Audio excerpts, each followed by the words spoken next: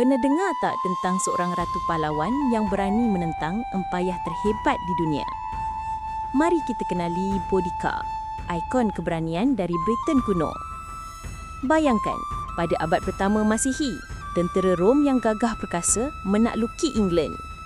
Suami Boudica, Raja Puak Iceni, meninggal dunia, meninggalkan separuh kerajaannya kepada Rom dengan harapan kaumnya akan dilindungi.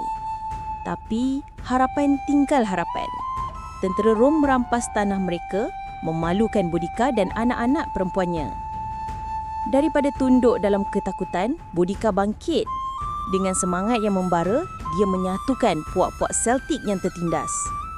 Memimpin puluhan ribu pahlawan, dia melancarkan serangan balas yang dahsyat, memusnahkan 3 bandar utama Rom, termasuk Londinium, iaitu London sekarang. Pemberontakannya hampir menghalau Rom keluar dari Britain. Sejarah mencatat Boudica tewas, tetapi siratan kebenaran mengatakan dia dan keluarga menang dalam pertempuran.